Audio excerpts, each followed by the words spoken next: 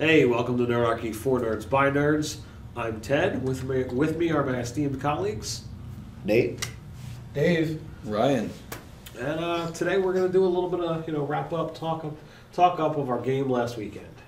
We did the meat grinder with SR2 Joker. Yeah, we participated in the game. Right. So, what do you guys think? What do you? well, it was a game. We played it. Well done. All right, yeah. it was in the Escape of Planes. I'll Planescape. Sure. All right, so it was in Planescape, which for 5e, so had the Planescape flavor to it.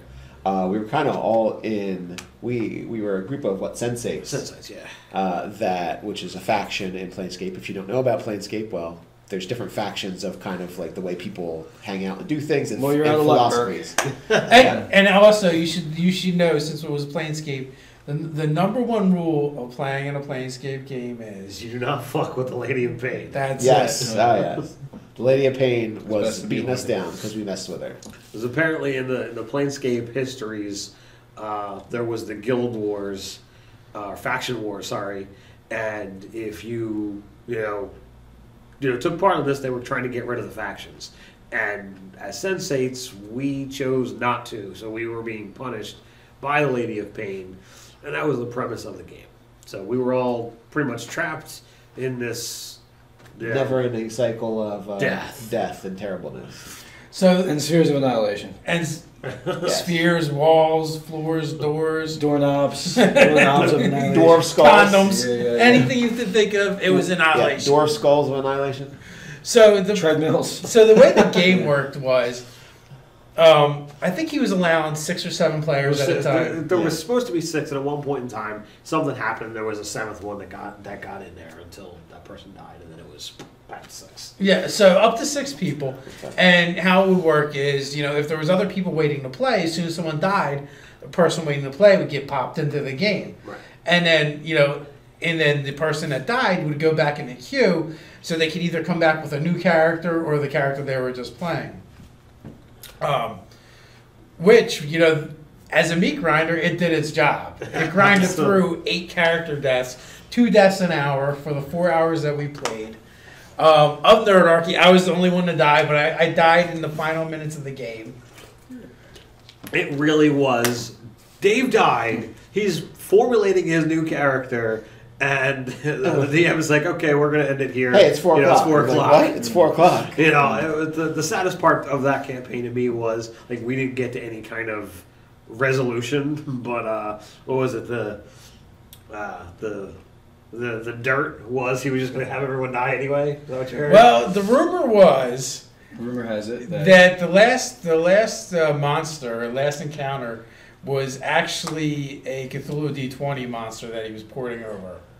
Nice. So that should probably give you a good indication of what's going down there. I mean, in the Cthulhu game itself, I don't think it was the D20 game, but in the Cthulhu game itself, like when you face Cthulhu, it's just like you just roll a die 6, and that's how many investigators he eats or something. They're just done.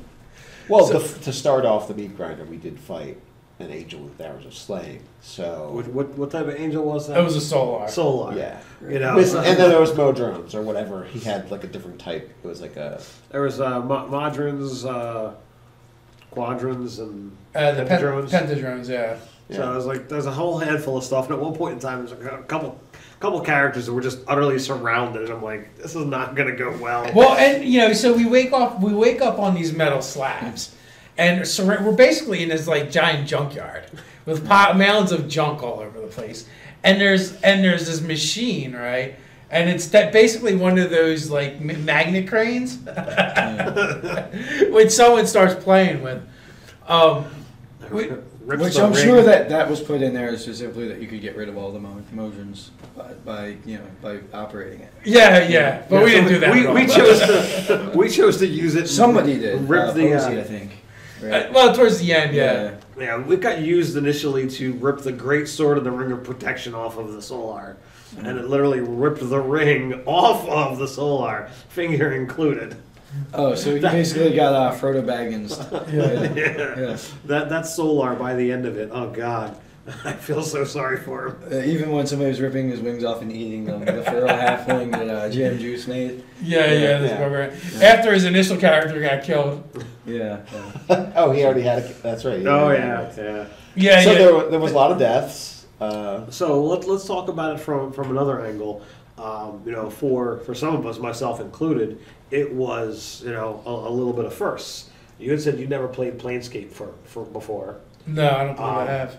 I've never done a meat grinder, and I've never had done an online game before.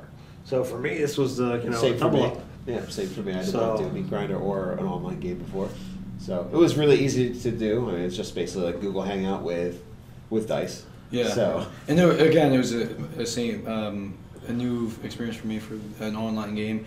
I have done a dungeon delve that was essentially you played until you died sort of situation. But it wasn't as round robin as this was. Yeah, I've actually played in Tomb of Horrors, so I get that's about as meat grinderish as you can get. Like every meat grinder that's come since it's been inspired by. Yeah, pretty much. Yeah, the Tomb of Horrors. What was the other one that? There's Temple of Elemental Evil. Yeah, I think I don't think that was really a meat grinder though. That was like a whole series. It started off with Hamlet, and then there was Temple of Elemental Evil, something about the fire giants or fire lords, some slavers. I don't remember, but there was a whole module series. That was part of that. Okay. Yeah, Spider Queen. That was another one. So they were all tied together. So they were definitely not meat grinders. Right. Actually, you had mentioned the one meat grinder. I thought the one dungeon. Yeah, Rapping the Thook. Yeah. Is a serious meat grinder that Have you played in that one? Is that the one you played in? Yeah, that's the one that we went for like 5 or 6 levels and then the whole party got TPK'd because it was going to happen. It was just a matter of weapon. Well, you know what I love? Like I've seen the comic of players playing Tomb of Horrors and then like map out where they die to go and get their stuff. And it just becomes a series of the players keeping track of how they died, where they died in order to try and beat the next challenge. Right. So, it was a little bit like that. I mean, let me make this character who's missing this one item, hoping that I can get to that guy to get even more powerful. Like one of the highlights was when Posey got the Ring of Protection, and then GM Juice is like, if something happens to him, I'm biting his finger off and taking that ring. and later, what happens is Posey steps on this trap, and it's like the treadmill from hell into oblivion, into a wall of annihilation. And GM Juice is like thinking, well, I'm quick and agile. I'm going to jump on him before he can get all the way through and bite his finger off and get the ring. So he totally golemed it after Posey had Frodo Baggins it. And they both were annihilated. And then the very next character that Posey came up with picked up the skull that only kills dwarves. And he happened to be a dwarf. And he was instantly only kill dwarves? It only killed dwarves. Really? That was the thing about the skull? Yep, half our party was dwarves. And it wasn't even planned. It just happened that way at that given time. No, there was a point at which I think it was the only non-dwarf. Yeah. No, because he wasn't a dwarf. I was never a dwarf, and I didn't die, so. Yeah. So, and then, of course, you pick up the dagger that makes you want to kill dwarves. Makes you want to kill dwarves. Like my character, I made him neutral evil and just like kind of crazy. I forget what his first name was, but his title was the Red Necromancer. I played him like a redneck that was into explosions. Was it like Bubba or something? No, something real redneckish? No. I think his first name was something just like very, like grim or something like that. Like something very, like necromancy. Oh, you dropped the ball there. No. You should have totally been a redneck name. No. So, but he likes undead and explosions. And he made quite a few explosions happen. But anyway, he was picking up the dwarven dagger. Yeah, if you would have turned us, you would have got a stunning fist. Yeah, well, my character's like, well, I mean, I'm not actively out to kill these guys right now, but just in case, I'm gonna hold on to this. But then, like, I have it in my backpack, wrapped up in cloth, and it's still urging me to kill the party. So I chucked into a sphere of annihilation because they're all over the place. They were they're all about the place. So it was filthy with spheres of annihilation. What was it? Was it a tower that we find? No, it was an imaginary tower. The only thing that was really there was the door frame. Well, when we found it, that we saw a tower. Yeah. Right. And the Nerdarchy crew, which I was talking to Andrew about. He's like, you guys were like super cautious, but then Posey and and GM Juice were just running around reckless. They were getting obliterated before I even decided to open anything. Dude, you know what it felt like? It felt like playing Paranoia a little bit. You know? Like, just like character death after character after character death. Yeah. Let that guy touch that thing. Yeah. I was a little disappointed I didn't die sooner because I really wanted to check out my Drow Warlock, Right. and it just never got to happen. I was pleased with my death. It just sort of came sooner. I got so I got put to sleep by a stupid Sandman, and then I got eaten by a giant worm. But you had Death Ward on. But I had my death ward on, so as soon as I died, I came back with 1 hit point, and I had 1 round to act. But you were inside a worm 15 who was 15 foot underneath the underground. sand. Yeah. So I did the only thing I could do. I thunder waved it for the maximum level Everything spell I you could, were- and we both went out together It's like, you kill it, but you're 15 feet underground inside a worm with 1 hit point. with 1 hit point. You And- begin suffocating. Yeah, sand. Yeah. Apparently, Bardish mountain dwarves in full plate can't swim through sand. Who knew? So that's the rule. I thought it was pretty funny. SR2 Joker pretty much said, no holds barred. With character creation, he's letting a lot of things slide. For those people who actually went and downloaded the DMG information, he was allowing magic items as long as it wasn't stupid. And Actually, I think he would have allowed stupid. I really don't think he would have batted an eye at it. Yeah. when we look at some of the characters, like, I got this guy here. I'm just gonna level him up. He's 3rd level now. Oh, it was hilarious when Juice was talking about he spent like 45 minutes making a character, and it died in like 5 minutes. Yeah. It was pretty funny. Before we started, he's like, dude, Andrew was telling me, he's like, I got this monster, I made up, and I think people are gonna be talking about it for a while. Is this the one that we didn't fight? After the Brigade Con's over, and we totally Balrogged his monster. Yeah. And we basically, this thing starts erupting from the junk, and we're like, this isn't going to be good.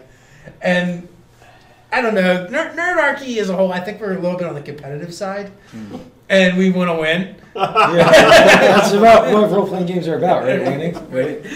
Right. So we're like, we're not sticking around for that. And like Posey's trying to mess with stuff and wants to try and bury stuff. Yeah. We're like, that's great. We're leaving. We're sensates and all, but we're not stupid. and Andrew's like, don't you guys want to feel it? No. I want to feel my feet beating against the ground. I want to feel like it is to run away as fast as possible. I really enjoyed the game, but if he was looking for you're now going to fight this thing, as a DM, what I would have done, I would have just said, okay, the mountainous trash heap that is on top of this thing explodes, and this thing is now in your face. Yeah, but he wants to give choice. He's not trying to railroad. And that's fine, but that's how I would have handled it if it would have been like, okay, here's this thing, I want them to fight it. Yeah, but he couldn't have seen what was coming next. Because basically we, there was a fork in the road. Yeah. On one side we had Army of Modron, which Posey wanted to go mess with, and I'm like, I don't think so. Or a bridge with a hole in it. I'm like, bridge with a hole in it looks interesting That's to me. defensible, yeah. And so, a 20-foot section of the bridge was missing. So I'm a dwarf, and I forget which skill. I think I actually had a proficiency. Well, I think history lets you know about engineering. Oh yeah, that's what it was. History I used too. my stone cutting. Right. So I started asking about Keystones. Are there any keystones on this bridge that are sticking out? And he's like, well, you can find stuff that are kind of weak points or whatever. I'm like, okay. So we then devise a way to get across the A bridge. Scooby-Doo plan, basically. So I'm playing a dwarven monk. So I've got a speed of 40 at this point in time, and I tie a rope around my waist and use my step of the wind. I get extra movement. I double my jump distance. He doesn't even make me make an athletics check. I just get across. So it's like, all right, I tie it to a pillar over here. They tie it to a pillar over there. We're set, and people just begin kind of shimmying across this rope. And we get the party across. All until the last person, and the monster's right there. So I'm like, well, why don't you just use your weapon, cut the rope hold on tight, and we'll just start pulling you up. So we start doing that.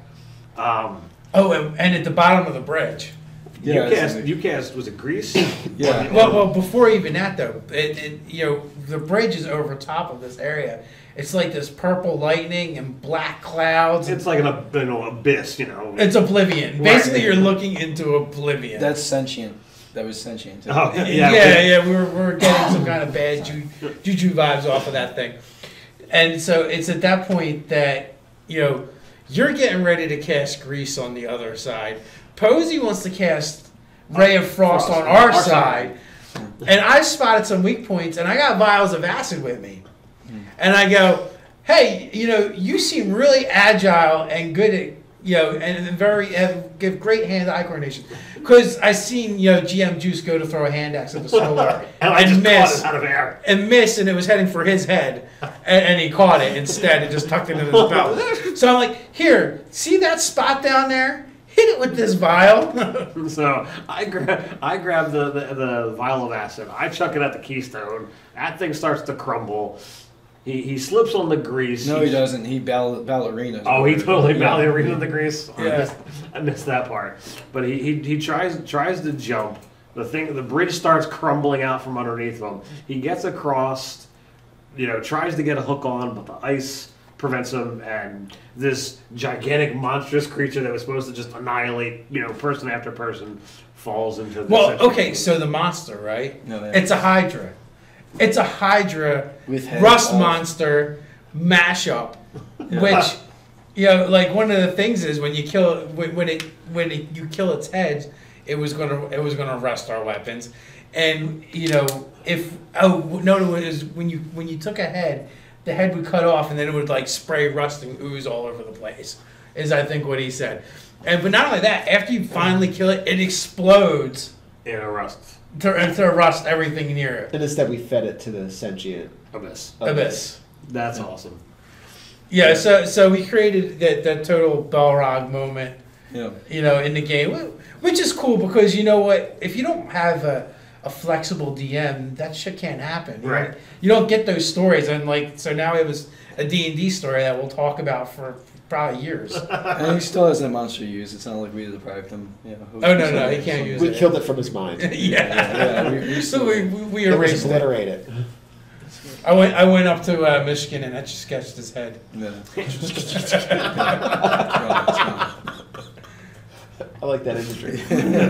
All right. So, what was your favorite part of the meat grinder? Yeah, that moment was good. The moment with the black oozes and what I think there was like pipes or something like that. Oh yeah. When I blew up the hallway. Nice. Yeah. And I think you also killed Juice's character. I think he was clear. I think he was clear. Dave? What was your favorite part? Oh my god! I want to say for a short time, but I guess 4 hours is a decent amount of gaming. But there's just some nice Easter eggs in there, like the tremors. Mm-hmm. The final encounter was the tremors. It was the one that killed me, so I like that one. How about you, Nate? What do you think was your favorite part of that game? I thought the start was really good. Waking up on the slab in the metal scrapyard. The kind of the whole thing with how we started, how we got there, like what our situation was, and then also. So I enjoyed that. The little bit of story behind it. I enjoyed the story behind the meat grinder, and I also liked finding out how hard it is to kill a solar. Oh, you like that part, huh? Yeah. I was actually. That was really terrible and surprising. Well, we didn't even touch on our. I guess he was a paladin. Who? The other player. The guy that got impaled? Is that? Yeah. That was also So no, that was not awesome. That was just. Sad. No, that was hysterical. also one of my favorite parts because he was really determined not to die and be impaled. So it was good. All right, well, we'll have to touch on this. This guy, he climbs up this crane, jumps across to try and attack the flying solar, and fails his jump check and attack roll, and falls down into the scrap pile, falls 30 feet, taking the damage, and lands on a metal pipe, impaling him. And then he spends 3 rounds trying to pull himself up. He was given inspiration for the attack The attempt. For the attempt, I should say. And he even had the cleric healing him at times. And he okay, well, let me use my inspiration and I roll. His better of the two rolls, after bonuses, to try and pull himself off this pipe, was an 8. Sometimes the dice hate you. Yeah. Dave was playing a bard. He gives him advantage. And fails. Yeah, he just kept trying and trying. You know, it kind of reminded me, like the pipe reminded me with each fail of like Pinocchio telling lies. It's like it's getting longer and longer. Before too long, it's like a 30-foot long pipe, and it wasn't the paladin's fault. I looked at it as like, okay, he's got this pipe sticking out. This is what I'm envisioning. It's like 6-8 inches, no big deal. 6-8 feet. And he's trying to pull himself off of it. And I'm like, man, shouldn't he just be able to stand up and say, ow? So every time he fails, it's like, okay, well, is he climbing up like this and then sliding back Well, yeah, because every time he would fail, right, he would take damage. He would slide down the pole and take damage. So that's what I mean. It was almost like he's climbing a fireman's pole. Way back down. It was just sad for that particular character. Because as soon as he gets off of the pipe, his time limit in the game is done. Well, he epically gets off the pipe. He actually breaks the pipe off. And, well, it's because and is able to attack the Solar. He's rolled well enough that the DM is like, all right, let's give him some oomph here to do something. Did he then take an arrow slaying after that? He might have been one of the arrows of slaying that went around. But getting back to the Solar was one of my favorite parts of the whole thing, because at first I'm like, you can't fight a Solar. Like, these are one of these things that are supposed to be above fighting, in my opinion. I've never encountered monsters, really that high, right out of the book and whatnot. And you've got a guy that's like, yeah, you have less than 100 hit points, you're dead. Which he did that to a couple people. he racked up a few of the deaths. First that, or? In this particular edition, you do. Okay. I forget exactly what the DC was, or what the check was, but it was a DC 15. And if you had 100 hit points and you failed that save, you just were dead. Cool. And it also did an obscene amount of damage. Yeah. So even if you started with more than 100 hit points, chances are you weren't staying that way. Yeah, after an arrow, you pretty much were probably going to be under 100. So I thought that was pretty neat, and you have to watch the video to actually see the progression. But the sheer beatdown of what it takes to bring this creature was just so harsh. He got Ray of Frosted a couple of times to reduce his movement while he's trying to climb. His wings had been ripped off. I call lightning the metal crane he's climbing on. I pushed him back a number of times trying to knock him off the tower. It was just a gruesome encounter. I almost thought that after the Solar was done, it should have been like, all right, we survived. But it was like, no, this is only the beginning. The beginning. This is the first run. You haven't even gone through the volley of annihilation yet. Sphere of Annihilation. Yeah, I feel like it could have used more Spheres of Annihilation. Yeah. Like another one or two. The 6 I or think 7 that were in there. someone should have had a launcher. Yeah. Sphere of A Annihilation. Nerf gun that just shoots Spheres of Annihilation. Like the Gatling gun Nerf. Yeah, that would have been excellent. Yeah. All right, so I highly recommend if you haven't gone and watched our gameplay video of it, it's laughs nonstop. It's amusing. Yeah. That's very very very cool game. So with that, find us at nerdarchy.com. Check us out on Facebook. Check out the subreddit. All that stuff. Or Like, Twitter. comment, subscribe, even Twitter. share. Yeah. And until next time, Stay nerdy.